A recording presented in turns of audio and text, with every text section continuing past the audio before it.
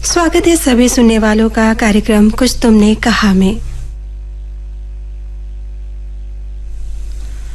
और वादे के मुताबिक हाजिर हूं मैं आपकी रेडियो साथी तबस्सुम जहां आपके इस प्यारे से कार्यक्रम को लेकर।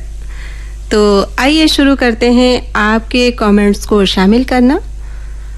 सबसे पहले हम आप सभी को नवरात्रि की शुभकामनाएं देते हैं।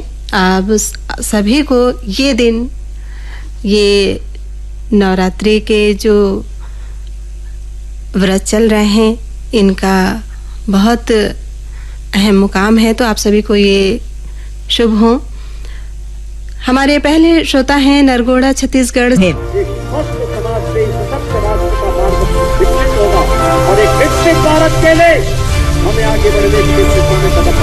अधिक जानकारी के लिए करें अपने नजदीकी आयुष्मान आरोग्य मंदिर, सामुदायिक स्वास्थ्य केंद्र, सरकारी अस्पताल और आंगनवाड़ी केंद्र से संपर्क। स्वस्थ नारी सशक्त परिवार, यही है विकसित भारत का आधार।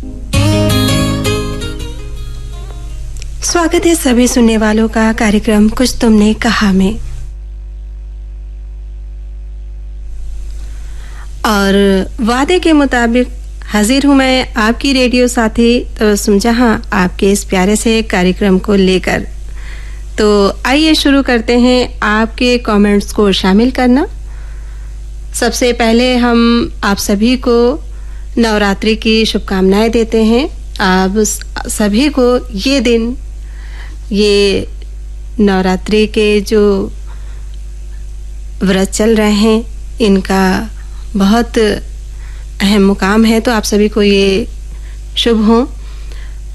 हमारे पहले श्रोता हैं नरगोड़ा छत्तीसगढ़ से महाराज कीर्तनपुरी गोस्वामी। ये लिखते हैं माई रेडियो माई लाइफ। अगले श्रोता हैं ग्राम पोस्ट हरहरपुर मटकली झुमका सिटी बरेली से शाहरुन नूर अंसारी। आदर्श नगर मलोट पंजाब से हैं राजपाल राज। ताज मंजिल लक्कड़ बाजार खंडवा से लिखते हैं मोहम्मद रफीक पंवार। एटा रोड गंज डुंडवारा से हैं फैसल से महाराज कीर्तनपुरी गोस्वामी। ये लिखते हैं माई रेडियो माई लाइफ।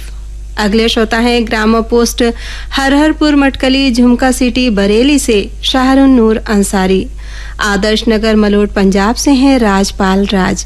ताज मंजिल लक्कड़ बाजार खंडवा से लिखते हैं मोहम्मद रफीक पंवार। एटा रोड गंज डुंडवारा से हैं फैसल शेख। गुलबालो तहसील आलोट रतलाम से हैं कृपाल सिंह परिहार। छुरी छत्तीसगढ़ जिला कोरबा से हैं लक्ष्मण सिंह राजपूत। गांव बांडीवाला से हैं ओम बगड़िया। जिला मुरादाबाद दूल्हापुर से हैं मुकेश कश्यप। धनौरी तेलीवाला से लिखते हैं निसार सलमानी। पोटिया कला दुर्ग से हैं संजय साहू।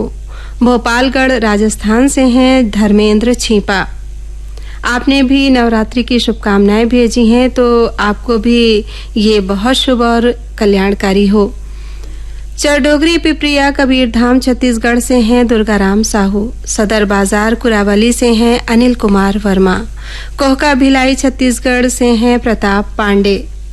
महादेव घाट अमलेश्वर से हैं डोमन ठाकुर। नथाना पंजाब से लिखते हैं हरजिंदर छिंदा। हमीरपुर उत्तर प्रदेश से हैं मरीर रामपाल। बठेना पाटन जिला दुर्ग छत्तीसगढ़ से लिखते हैं बलकरण वर्मा। ग्राम लसूडिया पाता नरसिंहगढ़ राजगढ़ मध्य प्रदेश से हैं हमारे श्रोता गोविंद वैष्णव दिव्या। लगान पंडरिया छत्तीसगढ़ से लिखते हैं राघव बघेल। और जबलपुर मध्य प्रदेश से हैं माधव नामदेव। आप सभी को हम सुनवा रहे हैं मोहम्मद रफ़ी की आवाज में फिल्म भक्ति में शक्ति से ये गीत, जिसे शब्दों में पिरोया है इंद्रजीत सिंह तुलसी ने और संगीत रचना है सोनिक ओमी की। तो आइए सुनते हैं ये भक्ति गीत।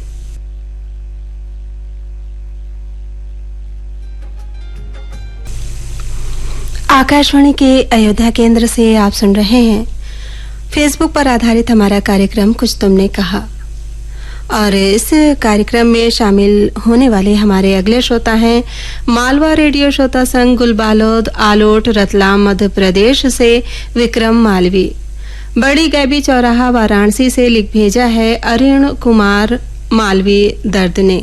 आपने भी नवरात्रि की शुभकामनाएं लिख भेजी हैं, तो आपको भी नवरात्रि की बहुत बहुत शुभकामनाएं। मौनाथ भंजन से हैं राजेश कुमार वर्मा, महोबा बुंदेलखंड से हैं नरसिंह राजपूत, अटल रेडियो श्रोता संघ राजनांद गांव छत्तीसगढ़ से हैं श्रोता Narayan Lal Sahu, Mansoori radio listeners club बाजार रोड मुंगेसापुर से हैं मोहम्मद जाकिर मंसूरी।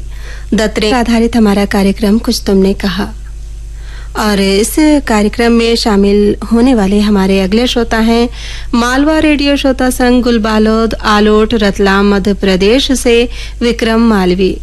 बड़ी गैबी चौराहा वाराणसी से लिख भेजा है अरुण कुमार मालवी दर्द ने। आपने भी नवरात्रि की शुभकामनाएं लिख भेजी हैं, तो आपको भी नवरात्रि की बहुत बहुत शुभकामनाएं। मौनाथ भंजन से हैं राजेश कुमार वर्मा, महोबा बुंदेलखंड से हैं नरसिंह राजपूत, अटल रेडियो श्रोता संघ राजनांद गांव छत्तीसगढ़ से हैं श्रोता Narayan Lal Sahu, Mansoori radio listeners club बाजार रोड मुंगेसापुर से हैं मोहम्मद जाकिर मंसूरी।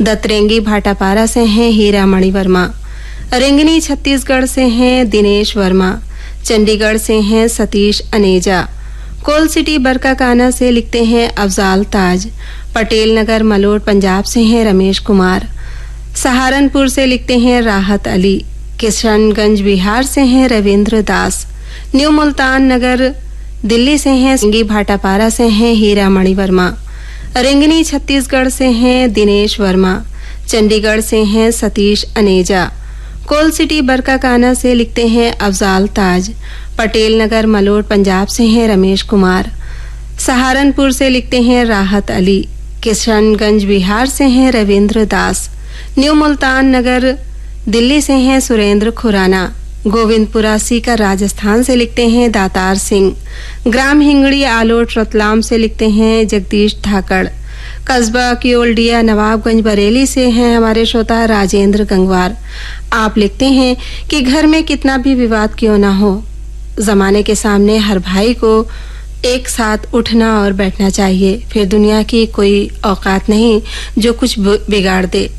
सही बात है, हमें साथ मिलजुल कर रहना चाहिए। इसलिए कहते हैं कि परिवार से जो अलग होता है उनकी कहीं कद्र नहीं होती। बिल्कुल सच्ची बात आपने लिख भेजी।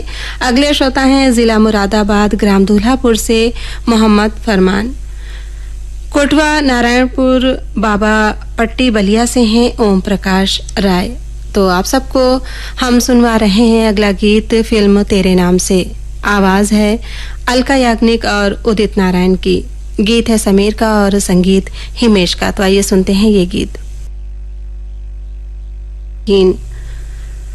गांव जाखोद से हैं शंभू दयाल, ग्राम शंकरपुर उसावा बदायूं से लिखते हैं सोमेंद्र यादव, डोंगर गांव छत्तीसगढ़ से हैं राष्ट्रपाल गजभिये, अंबागढ़ चौकी छत्तीसगढ़ से लिखते हैं रिजवान खां, रतलाम मध्य प्रदेश से हैं नरेंद्र सिंह पवार, बगबुड़वा पथरिया छत्तीसगढ़ से हैं नरेन नाताम, परभणी महाराष्ट्र से लिखते हैं रुपेश संघाई, सफीदो सिटी हरियाणा से हैं नानक खन्ना उर्फ राजू, यादव मोहल्ला सनावत से लिखते हैं दिलीप मालाकार, आजाद नगर लक्सर हरिद्वार से हैं ताज अंसारी, जमानिया गाजीपुर से हैं सुरेश जायसवाल, शेरी वटनेर महाराष्ट्र से हैं बलदेव दामोदर, ठानकी रोड उमरखेड़ा महाराष्ट्र से हैं भाई रजाक खां, खैल बाजार पानीपत से लिखते हैं नरेश मल्होत्रा नीटू, पद्मा टॉकेज नेपानगर मध्य प्रदेश से हैं सुदर्शन शाह, चौहल्दा बागपत से लिखते हैं संजय ढिंगिया, बेनीपट्टी मधुबनी बिहार से हैं अरविंद कुमार। तो आप सबको सुनवा रहे हैं कार्यक्रम में अगला गीत किशोर कुमार की आवाज में। केंद्र पर जहां से आप सुन रहे हैं